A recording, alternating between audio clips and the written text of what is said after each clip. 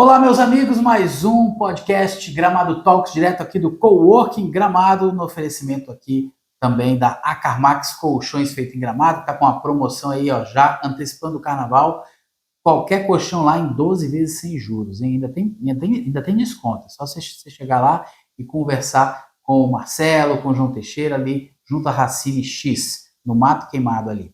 Bom, também com a gente a Neurofit academia funcional e acupuntura, e um parceiro que a gente tem também no site Kaique Marquês, é a Meta Contabilidade, e hoje eu vou conversar com o Márcio Rosa, que é o CEO lá da Meta, para a gente bater um papo sobre essa normativa aí do governo, que foi cancelada, graças a Deus, felizmente, em relação ao PIX, as movimentações financeiras, mas tem muita gente ainda que fica querendo saber como é que vai ser, como é que poderia ser, se de repente der na cabeça de botar de novo. A gente vai conversar com ele sobre isso, também tirar dúvidas sobre imposto de renda, sobre declaração de bens de empresa e muito mais. Hoje no podcast Gramado Talks.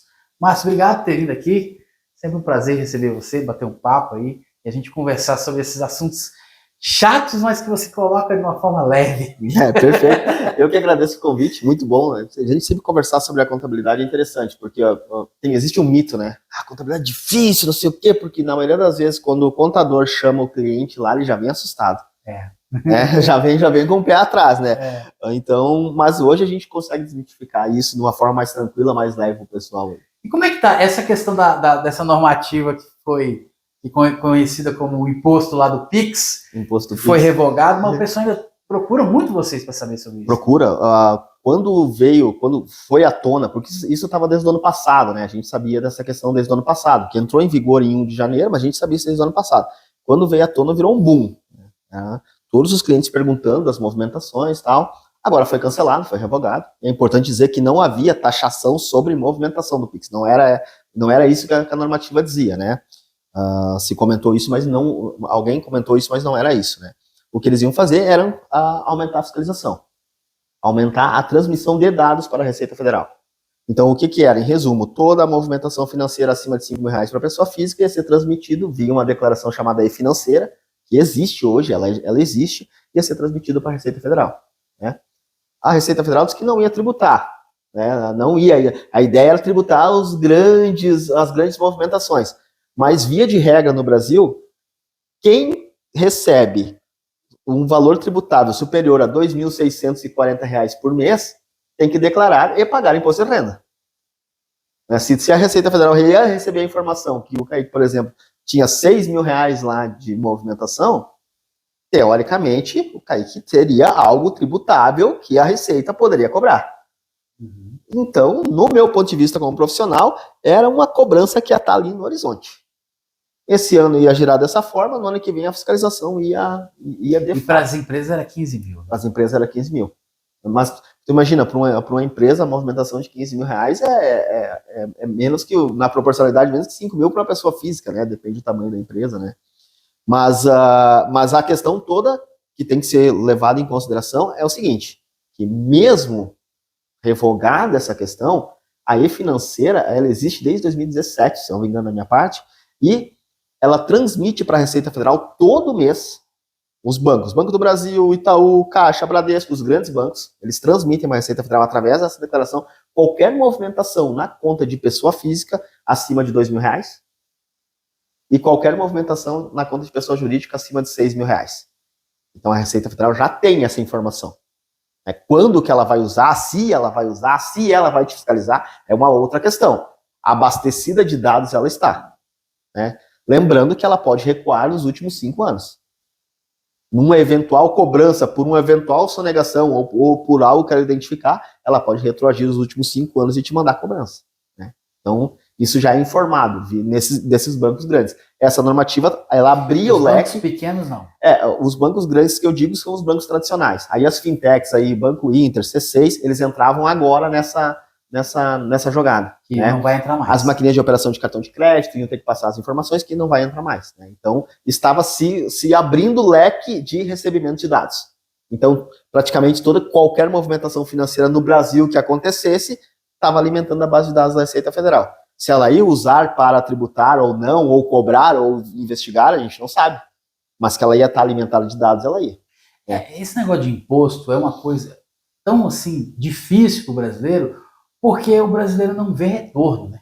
Essa é a grande Por isso reclamação. que as pessoas não querem pagar imposto, porque elas estão pagando um dinheiro apenas para bancar privilégios.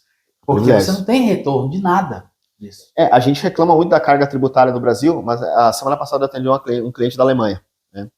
Ele é italiano e que mora na Alemanha e tem empresa naAlemanha. E eu comecei a estudar sobre a tributação de lá. Então, eles tributam, o segmento dele tributa 19% sobre a receita, e sobre os dividendos, se a empresa movimentar os dividendos, 40%, se for passar para a pessoa física, 50% dos dividendos, dos lucros que a empresa tiver. Uma carga tributária muito maior que a do Brasil, né? Muito maior que a do Brasil. Mas a contrapartida que eles têm lá é muito diferente, né? Claro. É muito diferente, né? Então, a gente não consegue comparar a contrapartida que um alemão tem do governo com o brasileiro tem. O brasileiro, classe média A, B, C, as classes, classe média, tá? Ele recebe o seu salário, mas ele tem que pagar um plano de saúde privado, ele tem que pagar segurança privada, ele tem que pagar seguro do carro. Mesmo ele pagando tudo que ele paga, ele contrata uma empresa privada para atender ele, né? Essa é a grande questão, né? Márcio, com relação à declaração de bens, que é uma dúvida que as pessoas também têm, né? Com relação à declaração de bens, vender um imóvel, vender um carro, funciona essa taxação, as pessoas têm que estar declarando. E hoje em dia, por exemplo, com o IGOV, uma transação de um carro já é toda integrada ali, né? Antigamente você assinava o recibozinho, às vezes a pessoa nem sabia que você vendeu o carro, mas agora não tem como, porque já está no sistema ali e já sai do teu nome, já vai para o nome da outra pessoa, tudo via IGOV, né? Sim, a Receita Federal, para receber todas as informações de todas essas transações, o custo que ela teve para implantar esse sistema, que ainda está em implantação, foi um dos maiores do Brasil. Então, é algo gigantesco que o Brasil gastou com o sistema da Receita Federal que faz esse cruzamento de dados. Né? Então, o cruzamento de dados que está acontecendo hoje, ele é gigante. Né? A partir do momento que tu faz a transação de um imóvel, quando tu assina a escritura pública e que é feito o registro, automaticamente a Receita Federal já é comunicada através da DOI, Declaração de Operação Imobiliária. Então, o corretor cobrou a nota, também declara com a Receita Federal através da DIMOB, outra declaração de operação imobiliária. Então, toda vez que tu faz uma transação, todos os órgãos que estão envolvidos, a imobiliária, o comprador, o vendedor, de uma forma ou outra, a Receita Federal está sabendo da transação. Comprou um veículo, vendeu um imóvel, a Receita Federal está sabendo da transação. E o que ela aguarda? Ela aguarda a tua declaração do imposto de renda, a declaração de ajuste anual do imposto de renda, para verificar se as informações que quem participou dessa transação transmitiu durante o ano para a Receita Federal vão casar com as informações que o CAIC, como contribuinte, CPF, pessoa física, por exemplo, está transmitindo para a Receita Federal. Né? E aqui tem uma grande questão. Declarar imposto de renda é muito diferente de pagar imposto de renda. Como é que funciona isso? Então, vamos lá. Na prática, a pessoa ela trabalha CLT ou funcionário público, o imposto de renda já é retido na fonte. Na hora que ela recebe o salário, já tem lá o desconto do imposto de renda. Isso já gerou uma obrigação dela entregar a declaração de ajuste anual do imposto de renda. Então, vai chegar no ano seguinte, lá entre o mês 13 e o mês 5, e ele vai entregar a declaração dele. Vai ser feita a compensação do que ele tinha que pagar, do que ele pagou, despesas médicas, despesas com escola, e pode ser que esse contribuinte ainda tenha valor a receber, é o imposto de renda a restituir. Então, ele vai fazer a declaração e vai ter valor a restituir do imposto de renda, vai ter valor para receber, porque no ajuste anual dele, entre tudo o que ele gastou com escola, educação, o que foi descontado dele, o INSS que foi descontado dele, ele vai ter valor a restituir e não a pagar. Então, para certas pessoas, tem certas pessoas que aguardam ansiosamente a declaração de imposto de renda porque vai ter valor a restituir. Tem certas pessoas que aguardam com angústia porque vai ter imposto a pagar, né? E tem certas pessoas que é uma simples declaração. Por quê? Porque isso te facilita a vida. Quando tu vai numa instituição financeira, por exemplo, abrir uma conta bancária, contrair um empréstimo, um financiamento, algo nesse sentido, aquilo ali é a maior declaração de renda, é a declaração de renda. A declaração de renda, do imposto de renda é a declaração de renda do contribuinte. Ela é o documento oficial que os órgãos usam para essa questão de score e nesse sentido. E hoje essa fiscalização dos impostos, imposto de renda, tudo, isso é feito eletronicamente? Eletronicamente. Porque não tem como você fiscalizar mais de 200 milhões de brasileiros, né? O que acontece, Kaique? O que acontece? Sempre que há uma transação, sempre que há qualquer tipo de transação de movimentação financeira, ela é informada para a Receita Federal. Por exemplo, a empresa vai fazer o pagamento de um salário. Vai lá, vai pegar e vai pagar o salário do fulano. Quando ela faz o pagamento do salário do fulano, automaticamente ela já transmite, automaticamente não, o escritório de contabilidade faz a transmissão dessa informação para o E-Social. No final do ano, essa transmissão vai para uma declaração. E aí a Receita Federal recebe na base de dados dela que o CPF X recebeu X valor, teve tanto valor de INSS, teve tanto de valor de imposto retido na fonte, se for o caso. Então ela está abastecida dessa informação. Porque ela gerou uma obrigação da empresa entregar, de quem está pagando entregar a declaração. Então, sempre que alguém faz algum tipo de pagamento que ultrapassa os limites do imposto de renda, de algum modo existe uma obrigação dessa empresa, dessa pessoa física, entregar uma declaração para a Receita Federal informando, paguei o fulano, o Beltrano, fiz isso, fiz aquilo, e isso tu vai abastecendo o leão durante o ano. E ele fica abastecido. E quando tu entrega a tua declaração de imposto de renda, ele cruza a informação que ele recebeu de todos o que aconteceu com o teu CPF durante o ano, ele faz o cruzamento desses dados e aponta se tu está ok com o leão, ou se tu é em malha, se tem valor a receber, se tem valor a pagar. E quando cai na malha fina é quando tem alguma divergência. Hoje o clássico da malha fina é a declaração completa, que a gente chama de declaração de imposto de renda, que ela usa as deduções legais, que usa a dedução de médico, que usa a dedução de escola, aonde tem divergência nas deduções, principalmente nas deduções de médico, né, de despesas médicas, que a despesa médica ela bate direto, então ela não tem um mínimo que eu possa abater. Então qualquer despesa que eu lançar de despesa médica lá dentro, ela vai abatendo do meu imposto a pagar. É diferente da despesa com escola, que tu tem um teto, 3 mil, eu não me lembro agora o valor, mas é 3 mil e alguma coisa que tu consegue abater. Imagina, a escola, o pessoal paga 18, 20 mil reais de escola particular, o que tu consegue abater é 3 mil e alguma coisa. Né? Muitas vezes é uma mensalidade. É uma mensalidade, exatamente.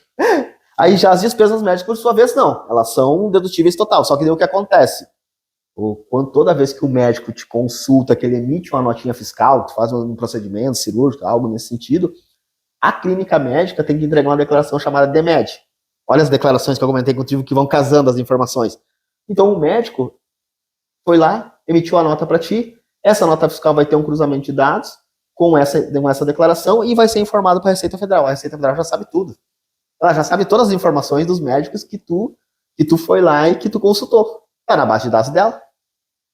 Tá na base de dados dela. Aí tu vai lá, não, mas eu vou colocar o CNPJ de uma clínica aqui e vou aumentar o valor que eu gastei com despesa médica para deduzir lá, né? Aí é aqui que começa as malha fina. Aí que começa. Já tá tudo, as informações já estão todas lá. Hoje você não tem mais como burlar o sistema como muito há difícil. 40 anos atrás. E tá apertando mais, porque em janeiro, a partir de janeiro agora, o recibo que o médico vai dar para. Antes o médico poderia dar um recibo de papel. E esse recibo de papel eu poderia ir lá e fazer o lançamento do imposto de renda. Claro que eu informo o CPF do médico, por exemplo, ou do local que eu consultei. E a Receita Federal, por óbvio, vai cobrar. Se esse pessoal não declarou esse montante, ela vai cobrar da clínica e do médico, né? Por exemplo. Mas hoje, a partir de janeiro, o médico, o autônomo, ele tem que entrar no site da Receita Federal, uma página da Receita Federal, e fazer o recibo lá. Só vai ter validade para o imposto de renda esse recibo. Para tu ver o nível que a gente está de cruzamento de dados. Complicado, né? Igual o que você comentou do carro. Hoje está tudo na conta Gov, a transmissão está ali e tal. Então, a rastreabilidade está muito alta, né? Hoje não tem como você esconder que você tem um carro ou que você vendeu um carro. Não tem como esconder isso. Não tem como esconder. E essa normativa vinha nesse sentido também. Então, o que é? O cara que movimentou na maquininha de cartão de crédito, foi lá numa fintech da vida e ele tem lá aplicações, algo. Cara, todas as informações estão centralizadas num lugar só. Aí, o que eles iam? Eles não iam pegar a Receita Federal, fazer uma cartinha de declaração de amor para Kaique, agradeço por tu ter mandado os dados. Não, eles iam usar isso em algum momento, né? Esse é o nosso entendimento como profissional. Eu entendo dessa forma. Com relação aos MEIs, como é que tá, afinal? Tem gente que fica achando que já está valendo o teto lá dos 140 mil, mas não tá ainda. Não tá 81. E assim, a Receita Federal fez a maior sacanagem da história com os MEIs, no meu ponto de vista, tá? O que ela fez? Ela mandou desenquadramento de MEI para quem tinha débito, e o único lugar que ela informou que isso aconteceu é dentro do portal ECAC do MEI. A 90% dos MEIs, eu estou chutando o número, mas uma grande quantidade dos MEIs não faz nem ideia do que significa o portal ECAC. O portal ECAC é o portalzinho que a tua empresa tem lá dentro da Receita Federal. Como se fosse ter o Instagram da Receita Federal, onde tu tem teus dadinhos lá, sabe? Tuas informações. Lá tem uma caixinha postal, que a Receita Federal publica notificações importantes para ti. E o que implica ela te notificar para a exclusão do MEI? Eu vou ser excluído do MEI e eu vou virar Simples Nacional. Não. Eu vou ser excluído do MEI e vou virar lucro presumido. E o que significa isso? Isso significa que a tua empresa vai ser enquadrada e vai ter obrigações de empresa com faturamento superior a 4,6 milhões de reais. Como assim? Do MEI para isso? Isso não faz sentido nenhum. Porque o MEI, ele é um Simples Nacional. Ele tem enquadramento de MEI, recolhe por MEI, mas é um Simples Nacional. Né? A partir do momento que tu perde o enquadramento de Simples Nacional, automaticamente tu vira lucro presumido. E o que aconteceu? Ela mandou essa notificação via ECAC, lá em setembro ou outubro, depende, né? E o MEI tinha 45 dias para resolver a situação, quitar os débitos. E a maioria nem sabe disso. A maioria nem sabe. A maioria não quitou os débitos. Quando virou o ano, ele perdeu essa questão. E aí? Ele perdeu o enquadramento de MEI. Aí tu tem até 31/1/25, o mês de janeiro de cada ano, para solicitar o reenquadramento. Quitar os débitos, ou parcelar os débitos, e solicitar o reenquadramento. O MEI, que era o MEI que emite nota toda vez, ele tentou entrar lá no portal do MEI no dia 4, 5 de janeiro para emitir a notinha dele e estava bloqueado, quem foi excluído. E ele foi pesquisar na prefeitura, porque ele foi na sala do empreendedor, que em Gramado tem a sala do empreendedor, e verificou-se que ele não é mais MEI. E aí ele cai no escritório de contabilidade. E quando ele cai lá com essa história, a gente já sabe, foi excluído. E aí qual a brincadeira que ele vai ter que pagar? Aí vem o procedimento. Vamos para quem está sabendo e vai seguir o procedimento e vai voltar a ser MEI até dia 31/1/25. Ele vai parcelar os débitos. Isso é débito, qualquer débito que a empresa tiver, com o fisco federal, municipal ou estadual. Tem que estar regular com a prefeitura de Gramado, aqui, por exemplo, a prefeitura de Canela, aqui da nossa região, ou com a prefeitura da sua cidade. Porque a prefeitura dá autorização também. Então, aí, a partir do momento que tiver tudo parcelado, tu entra lá na Receita Federal, no portal ECAC, que é o perfil do contribuinte lá, da empresa, e tu solicita de novo a opção do MEI. Ele consulta na Receita Federal se ele tem débito. Se não tiver débito na Receita Federal, ele dá um positivo. Consulta no município. Não tem débito no município, positivo, tu volta ao normal.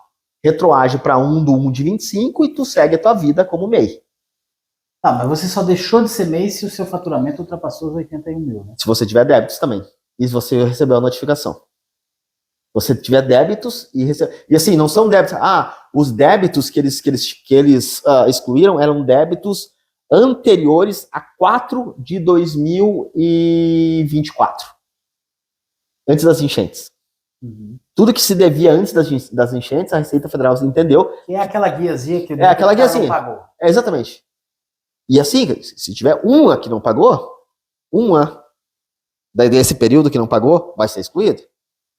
Recebeu o termo e nem sabe. Pô, eles não mandam, tipo, se você tá com débito, vai quitar, né? Já exclui logo de cara. Eles mandam dentro do portal ECAC. Porque você é MEI, você tem um CNPJ, e quem tem um CNPJ segue isso. As empresas assim que tem a contabilidade regular, a gente acompanha todas as transações, as informações dentro desse portal ECAC. É ali onde a gente controla essa comunicação com a Receita Federal ali. Tem um contador. Exatamente, né? Só que daí o MEI, muitos não tem. Só que daí aí olha o tamanho da encrenca que esse MEI se meteu, se caso ele não percebeu isso, e se caso ele não emite nota e ele tá passando o mês de janeiro, ele nem se tocou nessa história. Olha o tamanho da encrenca. Vai virar dia 1º de 25 e ele vai perder a chance de voltar a ser MEI. E aí o imposto dele vai ser quanto? Ele vai ficar um ano inteiro tributando em outro enquadramento. Só vai poder voltar a ser MEI lá em 2026. E esse outro enquadramento não é nem o simples. Não é nem o simples. 6%. Não é nem o simples. É o lucro presumido. Que é quantos por cento? Teoricamente, para serviço, 14,33%. Meu Deus do céu. Para comércio, então, piorou tudo. Porque daí tem ICMS, aí desandou. Mas aí, olha como o cenário pode ficar terrível para esse cara. Aí ele não se tocou disso, ele não recebeu a informação, ele não emitiu nota e ele virou. E muita gente tem o MEI e tá irregular e as pessoas não dão importância para ele. Eu tô irregular, criei o MEI não dá nada, né? A gente vê muito isso. Virou dia 2, estamos no dia 2. Ele não tem mais a opção de ser MEI. Ele começou a criar obrigações acessórias contábeis com a Receita Federal de empresa que fatura acima de 4,6 milhões de reais. Mesmo ele comprovando que ele não fatura? Não diz que tu fatura. Ele diz que o teu enquadramento é esse e tu tem que seguir as obrigações. Tu tem que entregar a social, tem que entregar a CTF Web, tu tem que fazer todas as declarações de uma empresa de grande porte, mesmo que tu não tenha movimento. Toda vez que tu não faz essa declaração, multa. E a multa é alta? A multa, em torno de R$500 cada declaração que tu não entregar. Meu Deus, coitado desse MEI que de repente o cara tá assistindo agora e ficou... Meu amigo. Qual é a orientação que você dá?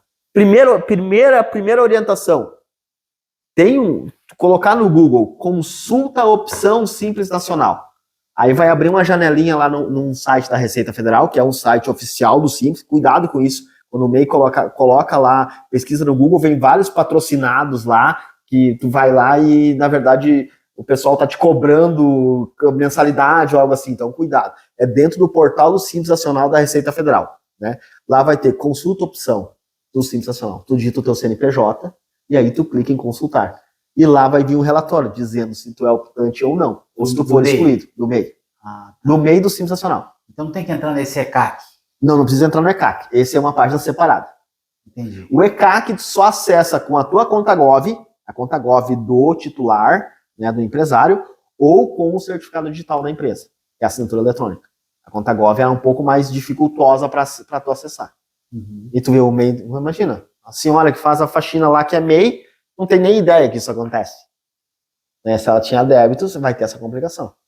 E a gente viu vários, tá? Eu vou te falar, a gente viu vários no início do ano agora. Inclusive aqui na nossa região. Inclusive aqui na nossa região. Nós fomos procurados por vários ali para tentar regularizar e a gente foi lá e junto com a própria prefeitura de Gramado aqui com a Sala do Empreendedor, que ela ajuda muito nessa questão, ela vai, não, procura um profissional porque isso aqui é um caso sério, tal, então ela tem essa orientação, né?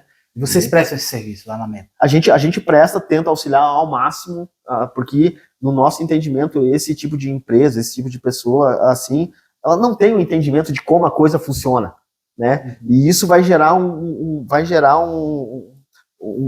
algo ali na frente muito, muito, muito sério para ela, né? Tu vai construir uma dívida que depois vai acabar indo para dívida ativa, que vai para o planejamento da fazenda, que depois, num determinado ponto, pode voltar para o teu CPF. Então, é complicado. Tem que ter cuidado. Quais são os principais serviços que a Meta oferece? Assim, hoje, a Meta está voltada muito para a construção civil.